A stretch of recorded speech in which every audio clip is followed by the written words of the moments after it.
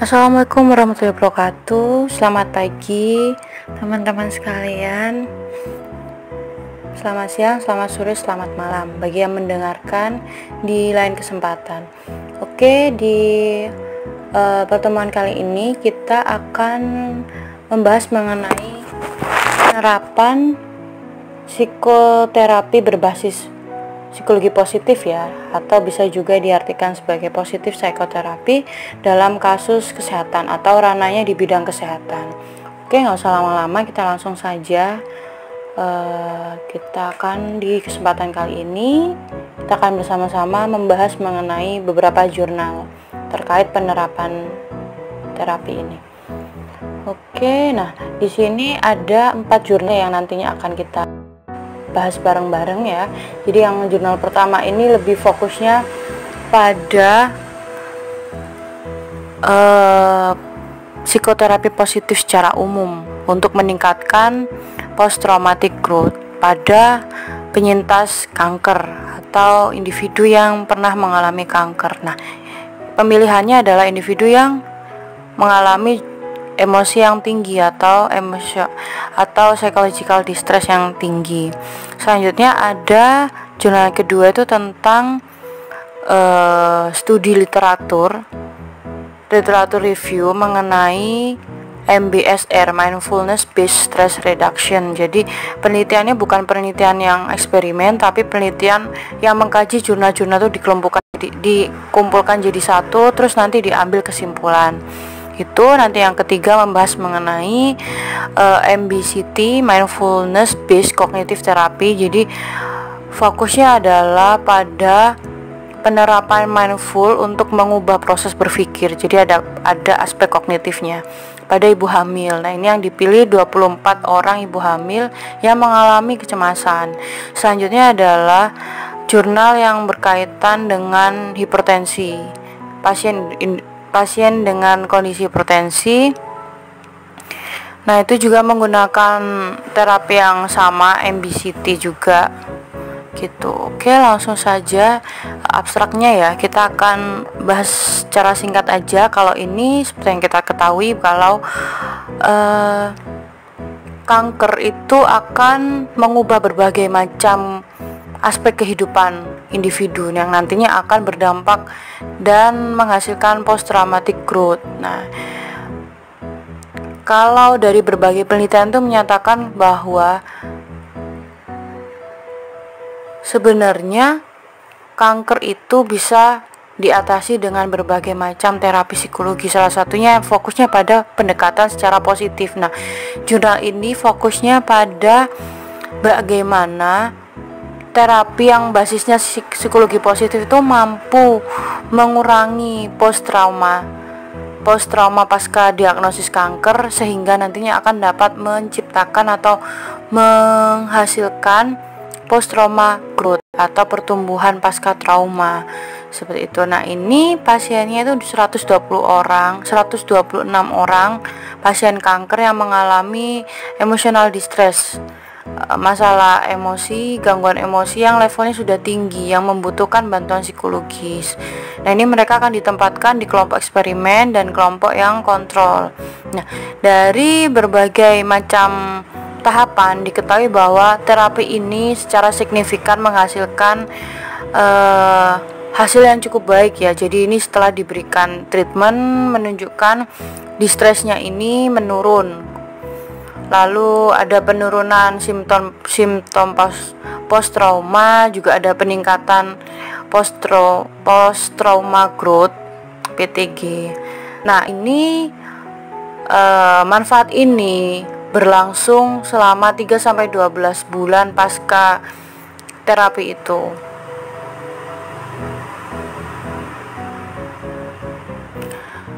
Nah, dari hasil intervensi itu ditemukan bahwa program ini mampu, positive psychotherapy for cancer ini atau disingkat PPC, mampu menghasilkan dampak yang secara signifikan ya, dan dapat mengurangi masalah-masalah yang berkaitan dengan emosi dan stres pasca trauma ini pada penyintas kanker gitu. Nah, kondisi ini akan semakin baik apabila ada dukungan dari orang yang terdekat gitu, yang nantinya akan menciptakan pertumbuhan individu secara lebih baik ya, post traumatic growth. Jadi individu yang mengalami perubahan itu peningkatan akan semakin baik prosesnya apabila mendapatkan dukungan dari orang yang terdekat, seperti itu. Oke, ini adalah maaf, ini adalah modulnya. Jadi modulnya terdiri dari 4 tahapan. Masing-masing tahapan akan terdiri dari 2 sampai 3 sesi ya. Begitu nanti masing-masing tahapan tuh punya tujuan masing-masing dan aspek apa yang terjadi selama sesi tersebut. Jadi nanti sesi ini berlangsung selama 2,5 jam, selama 12 minggu atau 12 sesi ya. Nanti akan ditentukan setiap minggu itu berapa sesi.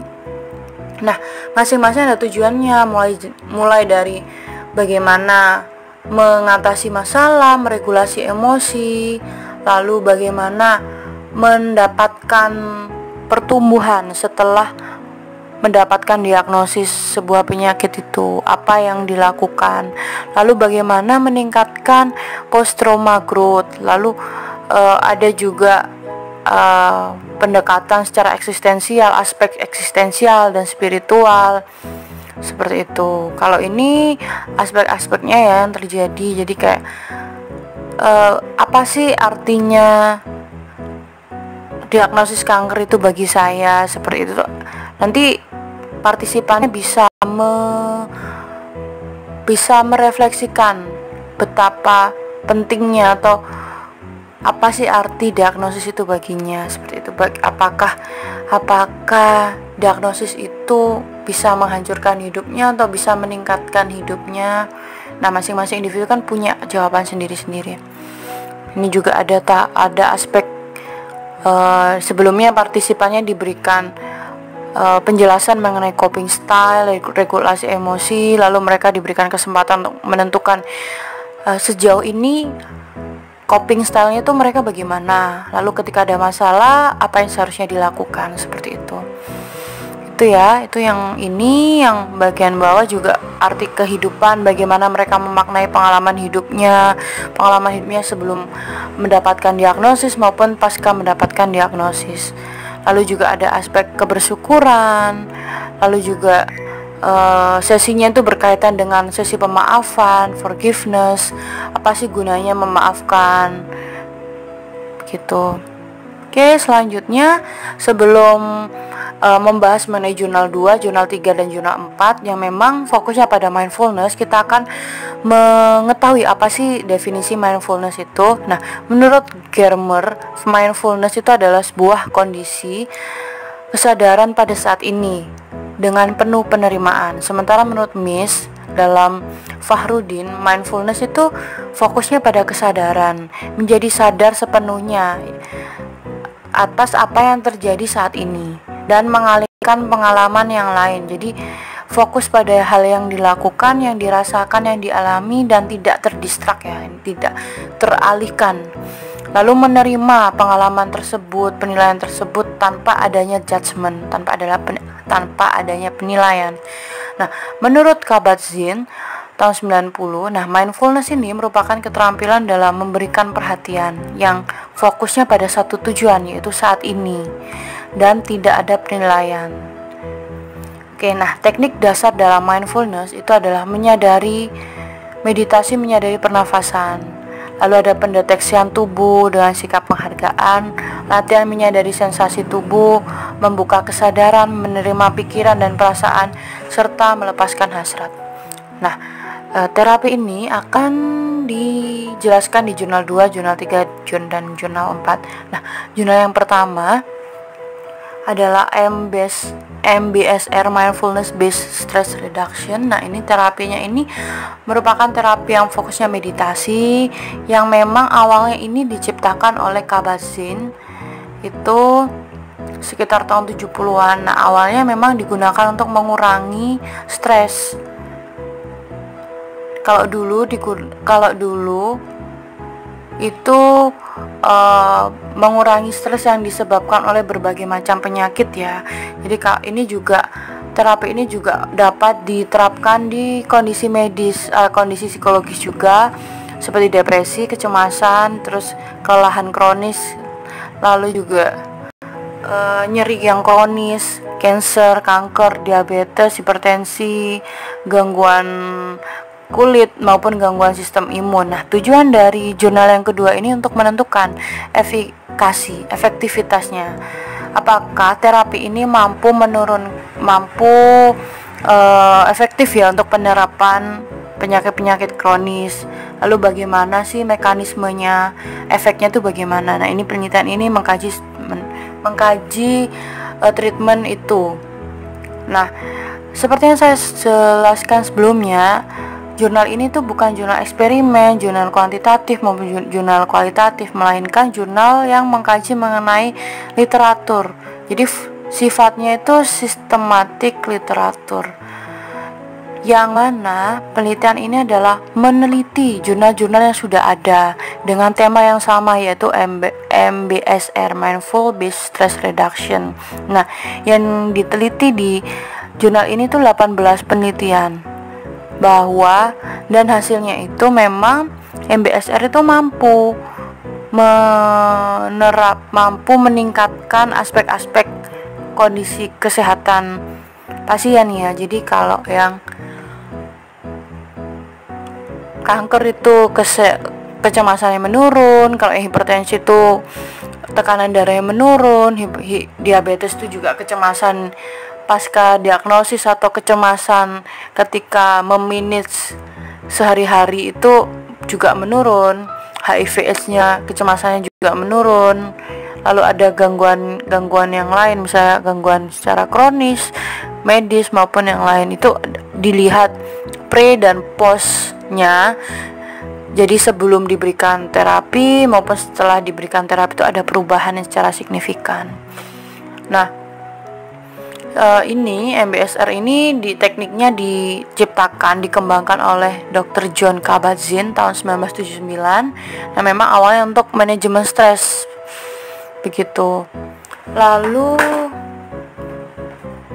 dari hasil penelitian itu ditemukan bahwa individu dengan diabetes itu 20% lebih beresiko untuk mengembangkan kecemasan ya, dibandingkan individu yang tidak mengalami diabetes. Nah, juga 25% yang terkena diabetes akan mengalami simptom depresi.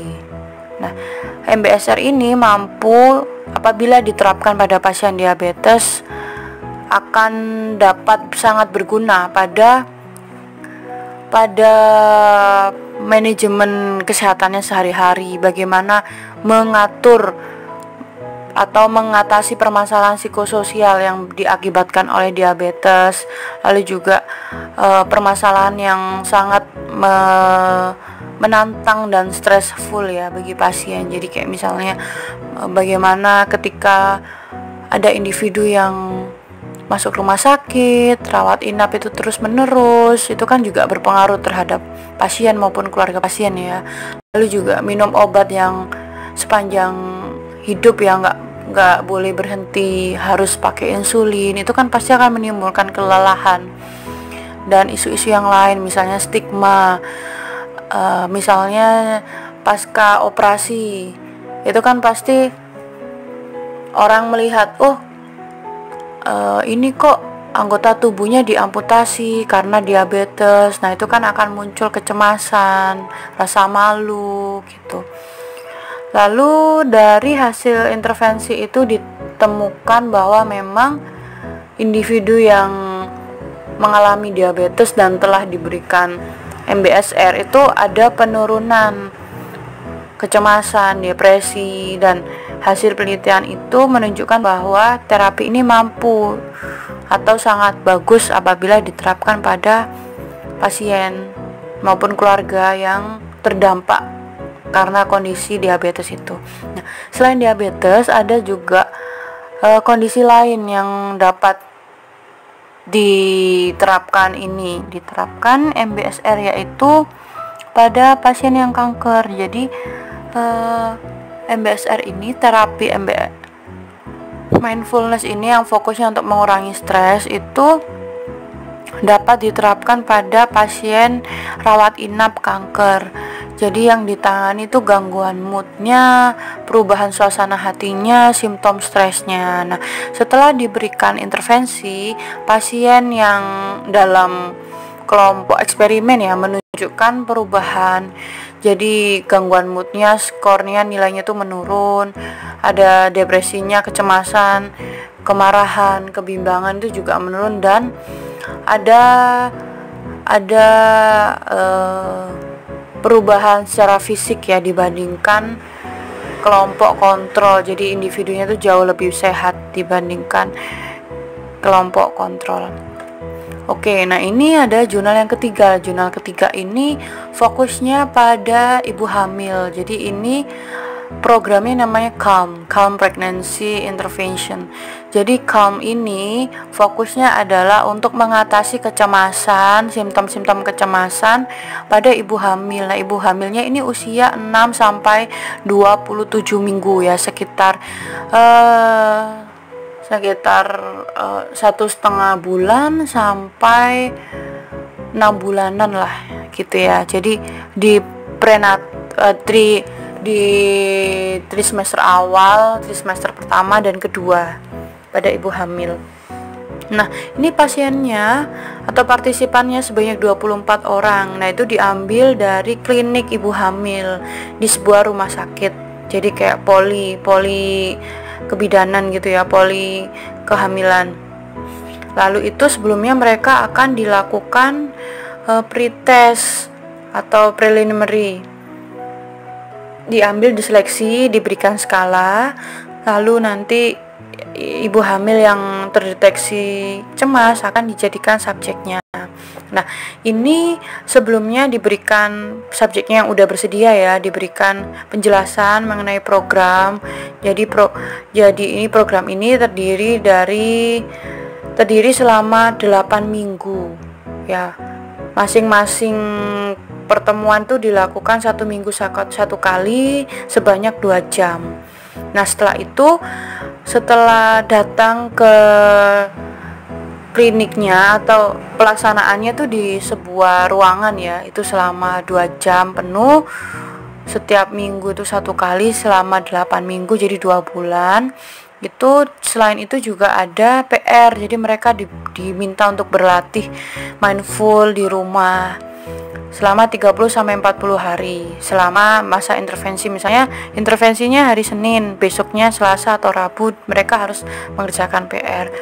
Nah, berdasarkan hasil penelitian ditemukan bahwa partisipan, yaitu ibu hamil, itu setelah menjalani program itu merasa mendapatkan berbagai macam ilmu pengetahuan, skill, teknik, bagaimana sih cara mengurangi kecemasan, bagaimana meningkatkan mindful, ada penerimaan, dia juga belajar untuk berbaik hati dengan dirinya sendiri dan juga mengurangi perasaan negatif.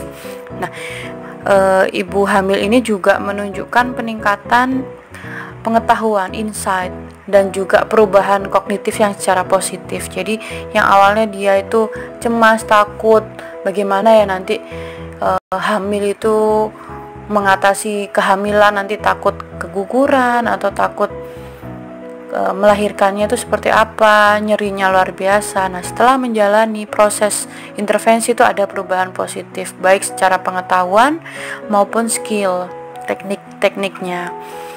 Nah, ini salah satu programnya ya, program modulnya. Jadi modul itu adalah buku panduan.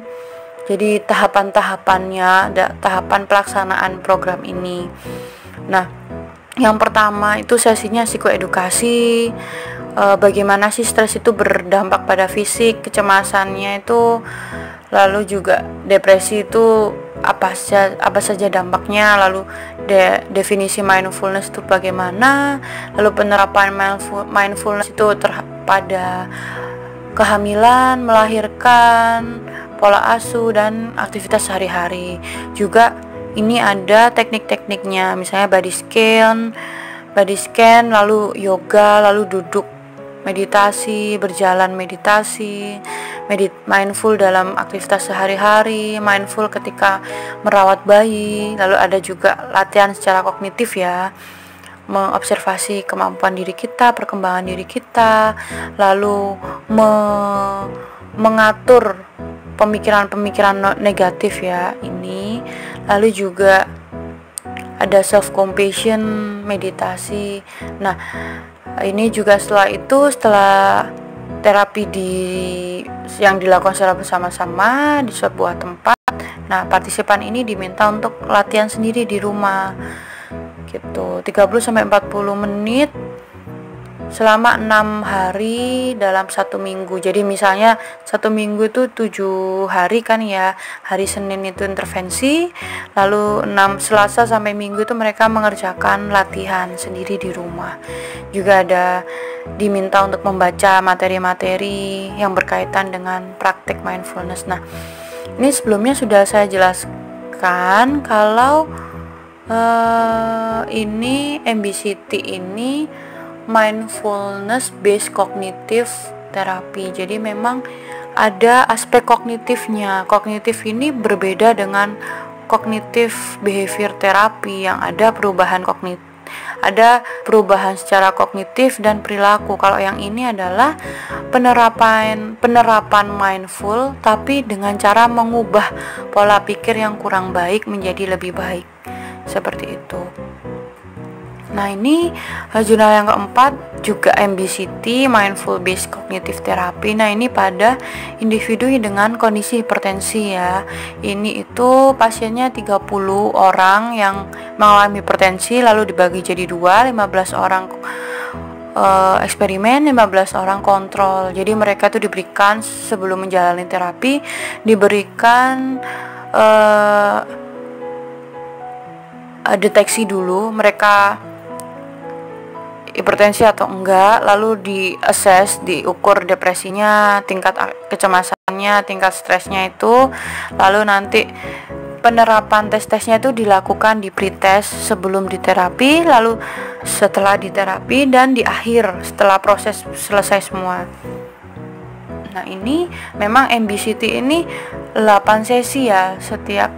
Jadi memang programnya itu 8 sesi, masing-masing ada yang 2 jam, ada yang 1,5 jam gitu, 1 minggu 1 kali. Nah, dari hasil intervensi itu menunjukkan bahwa memang ada perubahan sebelum dan sesudah. Jadi perubahan level depresi, kecemasan, dan stresnya itu pada partisipan di kelompok eksperimen juga ada perubahannya ya. Kalau yang perubahan hanya di depresi dan stres, tapi tidak ada perubahan yang signifikan di kecemasan gitu.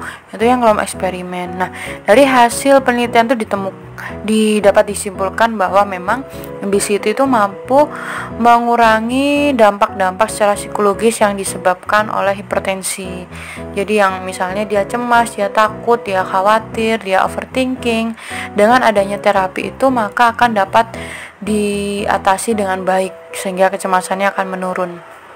Oke, ini adalah modulnya. Jadi memang tahapannya ya, per sesi ini ada yang dilakukan, misalnya menjelaskan tentang pola pikir itu bagaimana, automatic guidance system. Jadi bagaimana sih sebuah pemikiran itu bisa berdampak pada kondisi kita secara psikologis maupun secara kesehatan. Juga ini using awareness of sensation.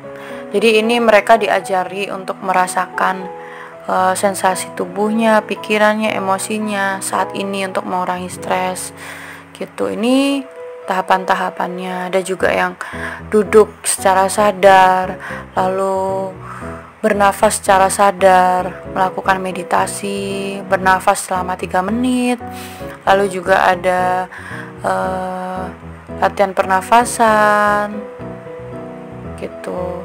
Itu diulang-ulang selama beberapa kali. Jadi memang sesinya itu memang 8 kali ya gitu, selama 30 menit dengan kegiatan yang berbeda-beda. Ini kegiatannya. Jadi mereka diajari untuk bernafas secara mindful, secara sadar, mengolah nafasnya, lalu mengubah pikirannya, mengetahui keterkaitan antara badan, pikiran, dan perilaku kita. Begitu. Oke, cukup sekian dari materi yang bisa saya sampaikan. Setelah ini kita akan berdiskusi bersama ya. Terima kasih. Wassalamualaikum warahmatullahi wabarakatuh.